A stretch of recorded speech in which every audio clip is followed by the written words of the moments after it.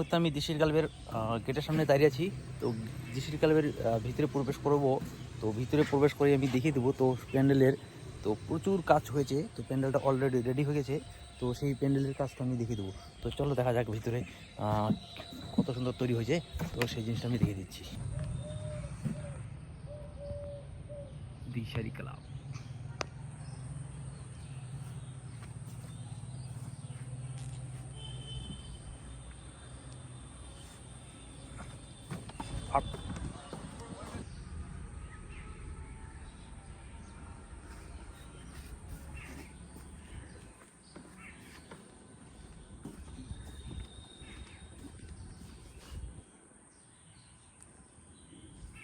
একদম রাজপ্রাসাদই বলতে চলে।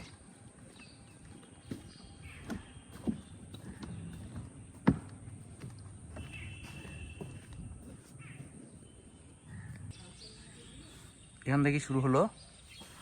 তো দেখুন ভিতরের কত সুন্দর লাগছে, মডেলগুলো এত সুন্দরভাবে তৈরি করেছে।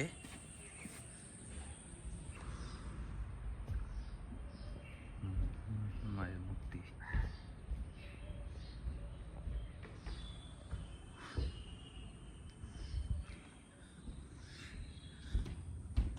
সব সেট আপ রেডি হয়ে গেছে, শুধু পুজোর অপেক্ষা।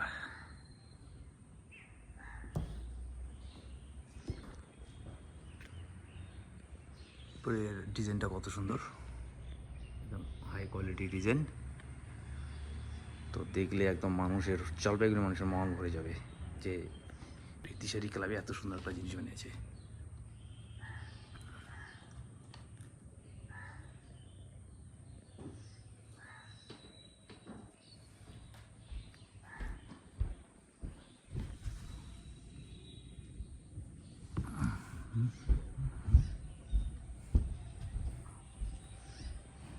এই সাইডটা দেখি।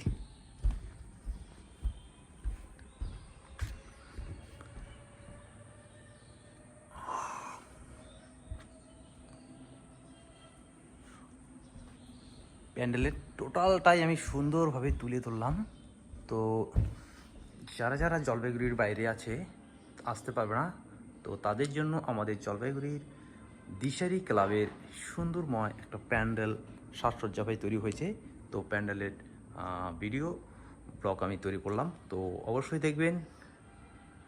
তো যারা আসতে পারছেন না ঘরে বসে, তারা এই ভিডিওটা আমার দেখবেন। তো অনেকটা সময় হলো আমি এখানে আছি, তো বেরোতে হবে আমাকে।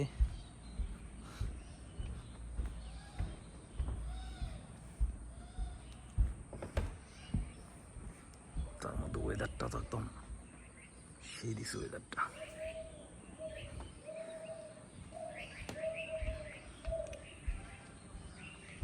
তো এই ছিল আজকে আমার সকালের ব্লগ। পুজোর আর মাত্র 2টা দিন বাকি আছে, তার আগেই আমি একটা মিনি ব্লগ করে নিলাম।